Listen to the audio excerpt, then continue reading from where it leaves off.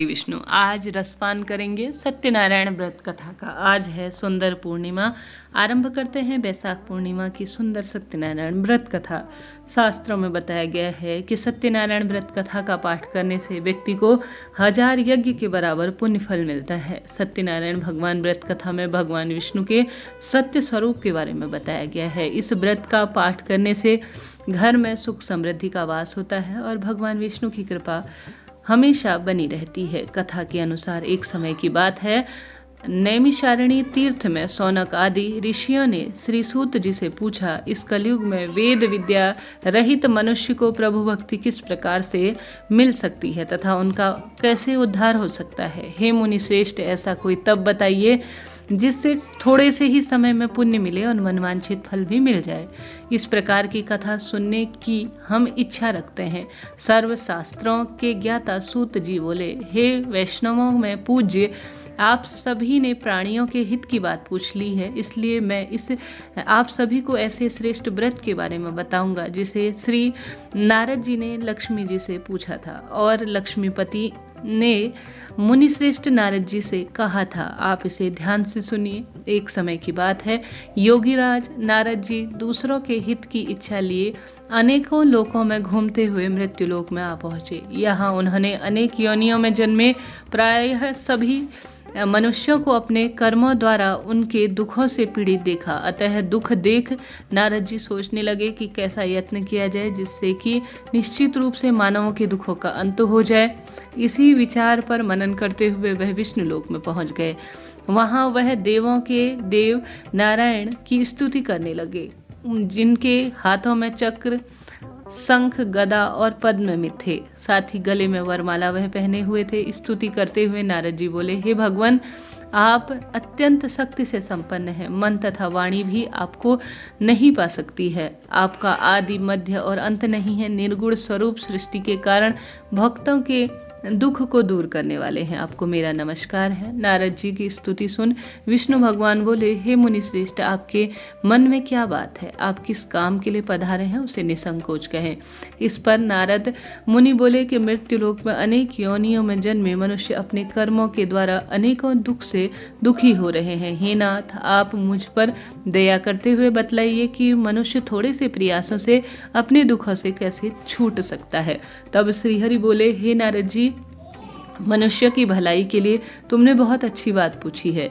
जिसके करने से मनुष्य मोह से छूट जाता है, मैं वही बात कहने जा रहा हूँ, ध्यान से सुनो। स्वर्गलोक वह मृत्युलोक दोनों में एक दुर्लभ उत्तम व्रत है जो बहुत पुण्य देने वाला है।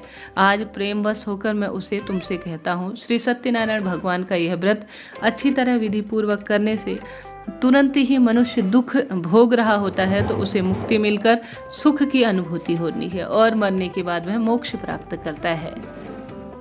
श्रीहरि के वचन सुन नारद जी बोले कि उस व्रत का क्या फल है और उसका क्या विधान है, कृपया कहें।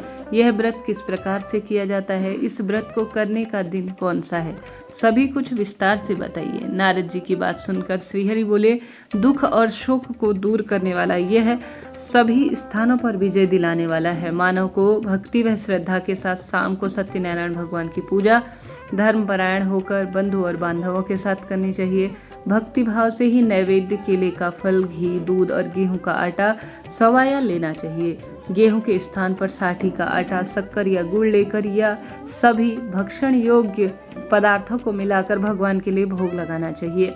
ब्राह्मणों सहित बंधु बांधवों को भी भोजन कराएं। इसके बाद स्वयं भोजन करें। भजन कीर्तन के साथ भगवान की भक्ति में लीन हो जाएं तथा इस तरह से भगवान नारायण का व्रत करने पर मनुष्य की सभी इच्छाएं निश्चित ही पूर्ण हो जाती हैं। इस कली काल में अर्थात कली युग में जो मनुष्य मृत्युलोक के भय से पीड़ित हो, रोग दोष संकट सता रहा है, वही इसके मोक्ष का सबसे सरल मार्ग है। तो आप सभी मेरे साथ बोलिए, श्री सत्यनारायण भगवान की जय। अब यहाँ पर से कथा सुनना आरंभ। कथा कहते हुए सूत जी बोले, हे ऋषियों, जिसने पिछले समय में इस व्रत को किया था उसका इतिहास और उसकी कहानी हमें बतलाइए। तब सूत जी कहते हैं, ध्यान से सुनो। सुंदर काशीपुरी नगरी में एक अत्यंत निर्धन ब्राह्मण रहता था। भूख प्यास से परेशान वह धरती पर घूमता रहता था। ब्राह्मणों से प्रेम करने वाले भगवान ने एक दिन ब्राह्मण का वेश धारण कर उसके पास जाकर पूछा, हे विप्र, नित्य दुखी होकर तुम पृथ्वी पर क्यों घूमते हो? दीन ब्राह्मण बोला, मैं निर्धन ब्राह्मण हूँ, भिक्षा के लिए धरती पर घूमता हूँ। हे भगवान, यदि आप इसका कोई उपाय जानते हो तो बताएं। वृद्ध ब्राह्मण कहता है कि सत्यनारायण भगवान मनोवांछित फल प्रदान करने वाले हैं, इसलिए तुम उनका पूजन करो। इसे करने से मनुष्य सभी प्रकार के दुखों से मुक्त हो जाता है। वृद्ध ब्राह्मण बनकर आए सत्यनारायण भगवान उस निर्धन ब्राह्मण को व्रत का सारा विधान बताकर अंतर्ध्यान हो गए। ब्राह्मण मन ही मन सोचने लगा कि जिस व्रत को वृद्ध ब्राह्मण करने के लिए कहकर गए हैं, मैं उसे जरूर करूंगा। यह निश्चित ही उस रात उसे पूर्ण रूप से नींद नहीं आई और वह सवेरे उठकर सत्यनारायण भगवान का व्रत करने का निश्चय कर भिक्षा के लिए चला गया। उस दिन निर्धन ब्राह्मण को भिक्षा में बहुत धन मिला, जिससे कि उससे बंधु बांधवों के साथ मिलकर श्री सत्यनारायण व्रत को संपन्न किया। भगवान सत्यनारायण का व्रत संपन्न करने के बाद वह निर्धन ब्राह्मण सभी दुखों से छूट गया और अनेक प्रकार की संपत्ति से युक्त हो गया। साथ ही उसी समय से वह ब्राह्मण हर माह को इस व्रत को करने लगा। इस तरह से सत्यनारायण भगवान के व्रत को जो मनुष्य करेगा वह सभी प्रकार के पापों से छूटकर मोक्ष को प्राप्त होगा। जो मनुष्य इस व्रत को करेगा वह भी सभी दुखों से मुक्त स्वतः ही हो जाएगा।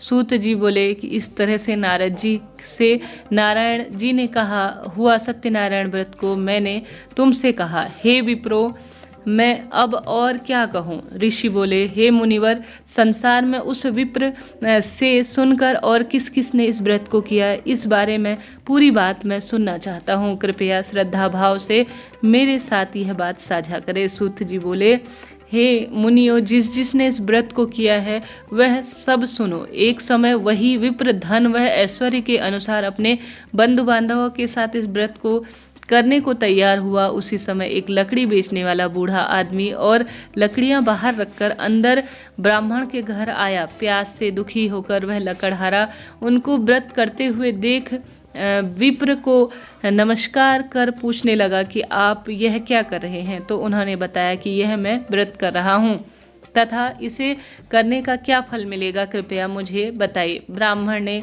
कहा कि सब मनुष्यों को पूरा करने वाला यह मनोकामनाओं को अद्भुत व्रत है। यह सत्यनारायण भगवान का व्रत है। इसकी कृपा से ही मेरे घर में धन धान्य आदि में वृद्धि हुई है। विप्र से सत्यनारायण व्रत के बारे में जानकर लकड़हारा बहुत प्रसन्न हुआ। चरणामृत लेकर और प्रसाद लेकर वह अपने घर गया।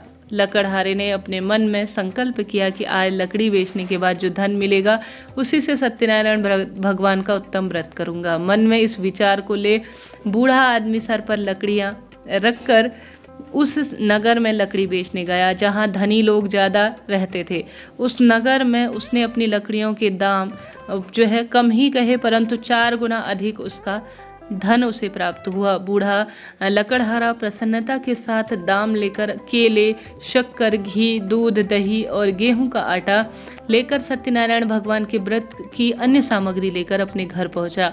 वहां उसने अपने बंधु बांधवों को बुलाया। विधि विधान से सत्यनारायण भगवान का पूजन और व्रत किया। इस व्रत के प्रभाव से वह बूढ़ा लकड़हारा धन, पुत्र आदि से युक्त होकर संसार के समस्त सुख भोग कर अंत में वैकुंठ की ओर उसने प्रस्थान किया। बोलिए सत्यनारायण भगवान की जय। दूसरी कथा के अनुसार सूत जी बोले, हे मुनि श्रेष्ठ, अब आगे की कथा कहता हूँ। पिछले समय में उल्कामुख नामक एक नगरी में एक विद्वान बुद्धिमत राजा रहता था। वह सत्यवक्ता और जितेंद्र था। प्रतिदिन देव स्थान पर जाता और निर्धनों को धन देकर उनके कष्टों को दूर करता था। उसकी पत्नी कमल के समान मुख वाली तथा सती साध्वी थी। भद्रशिला नदी के तट पर उन दोनों ने श्री सत्यनारायण भगवान का व्रत किया। उसी समय साधु नाम का एक वैश्य आया। उसके पास व्यापार करने के लिए बहुत सा धन भी था। राजा को व्रत करते देख वह विनय के भाव से पूछने लगा कि हे राजन, भक्ति भाव से पूर्ण होकर आप यह क्या कर रहे हैं? मैं सुनने की इच्छा रखता हूँ, कृपया आप मुझे बतलाइए। राजा बोला, हे साधु, अपने बांधु बांधवों के साथ पुत्र आदि की प्राप्ति के लिए एक महाशक्तिमान श्री सत्यनारायण भगवान का व्रत वह पूजन कर रहा हूँ। राजा के वचन सुनकर साधु आदर से बोला, हे राजन, मुझे इस कथा के व्रत का सार और विधान कहिए। आपके कथन के अनुसार मैं भी इस व्रत को करूँगा। मेरी भी संतान नहीं है और इस व्रत को करने से निश्चित ही मुझे आशा है कि मुझे संतान प्राप्ति होगी। राजा के व्रत का सारा विधान सुन व्यापार से निवृत्त होकर वह अपने घर गया। साधु वैश्य अपनी पत्नी को संतान देने वाले इस व्रत का पूरा वृतांत कहकर मेरी भी संतान होगी ऐसी प्रार्थना करते हुए व्रत का मैं तब संकल्प लूँगा कहते हुए साधु ने इस तरह से वचन देकर अपनी पत्नी लीलावती से कहा। एक दिन लीलावती पति के साथ आनंदित होकर सांसारिक धर्म में प्रवृत्त होकर सत्यनारायण भगवान की कृपा से गर्भवती हो गई। 10वें महीने में उसे गर्भ से एक सुंदर कन्या हुई। दिनों दिन वह ऐसे बढ़ने लगी जैसे शुक्ल पक्ष में चंद्रमा बढ़ता है। माता पिता ने अपनी कन्या का नाम कलावती रखा। एक दिन कलावती ने मीठे शब्दों में अपने पति को याद दिलाया कि आपने सत्यनारायण भगवान का जिस व्रत करने का संकल्प लिया था उसे पूरा करने का समय आ गया है। आप इस व्रत को कहिए। साधु बोला कि हे प्रिय, इस व्रत को मैं उसके विवाह पर करूँगा। इस प्रकार अपनी पत्नी को आश्वासन देकर वह नगर की ओर चला गया। कलावती के पिता अपने घर में रहकर कलावती पिता के घर में ही रहकर वृद्धि को प्राप्त हो गई। साधु ने एक बार नगर में अपनी कन्या को सखियों के साथ देखा तो तुरंत ही अपने दूतों को बुलाया कि मेरी कन्या के योग्य वर को देख कर आओ। साधु की बात सुनकर दूत कंचन नगर में पहुंचे। वहां उन्होंने देखभाल किया और सुंदर वणिक पुत्र को लेकर आए। सुंदर सुयोग्य लड़के को देख साधु ने बंधु बांधवों को बुलाकर अपनी पुत्री का विवाह किया। लेकिन दुर्भाग्य की बात यह था कि वह अभी भी सत्यनारायण भगवान व्रत को करना भूल रहा था।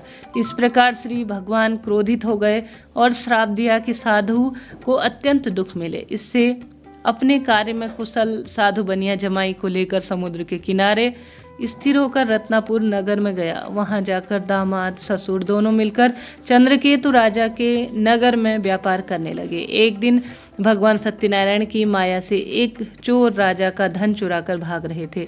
उसने राजा के सिपाहियों को अपना पीछा करते हुए देखा तो उन्होंने चुराया हुआ धन वहीं पर छोड़ दिया जहां पर वह साधु अपनी जमाई के साथ ठहरा था।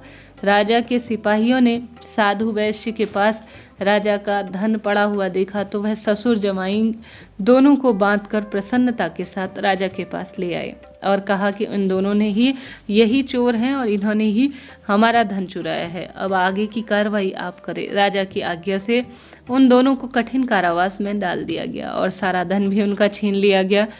श्री सत्यनारायण भगवान ने श्राप से साधु की पत्नी को भी बहुत दुख मिल रहे थे। घर में जो धन था उसे भी चोर चुरा ले गए। शारीरिक वह मानसिक पीड़ा, वह भूख प्यास से अति वह दुखी हो गया। अन्न की चिंता में कलावती के ब्राह्मण के घर गई और वहां उसने देखा कि सत्यनारायण भगवान के व्रत होते हैं और सुंदर स्वरूप में कथा भी सुनाई जा रही है।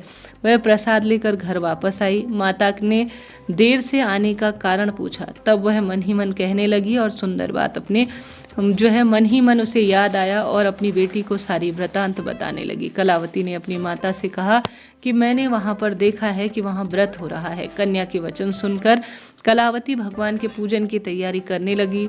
कलावती ने परिवार में बांधवों के सहित सत्यनारायण भगवान का व्रत किया और उससे वर मांगा कि मेरे पति और जमाई शीघ्र आ जाए और मैं प्रार्थना करती हूँ। और उसे यह भी याद आ गया कि मेरे पति ने भी इस व्रत को करने का सोचा था। श्री सत्यनारायण भगवान इस व्रत से संतुष्ट हो गए।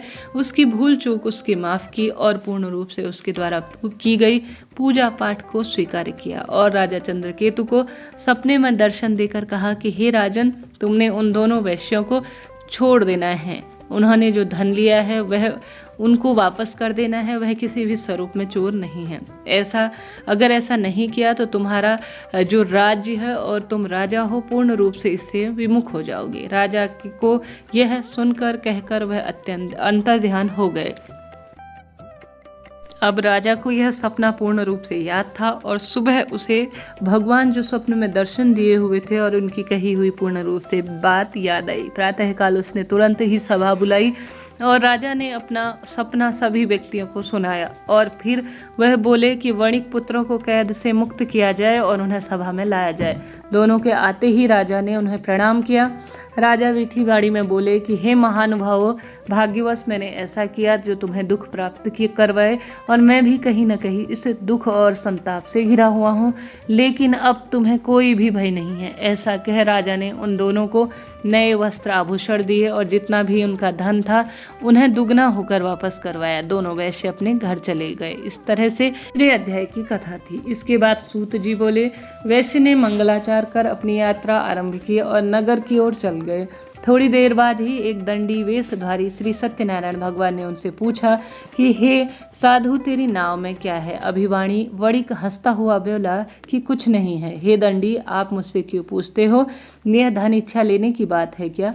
ऐसा उसने प्रश्न किया। मेरी नाव में तो सिर्फ बेल और पत्ते भरे हुए हैं। वैश्य के कठोर वचन सुन भगवान बोले, तुम्हारा वचन सत्य हो। दंडी ऐसा वचन कहकर वहां से दूर चले गए। कुछ देर बाद समुद्र के किनारे वह बैठ गए। दंडी के जाने के बाद साधु वैश्य ने नित्य क्रिया से पश्चात नाव को ऊंची उठते हुए देखा और उसे अचंभा हुआ कि नाव में बेल पत्र और सभी पत्र की पत्तियां कैसे आ गई। इसमें तो बहुत सारा धन भरा हुआ था। इस कारण से वह बहुत शंकित हुआ और मूर्छित होकर वहीं पर गिर पड़ा।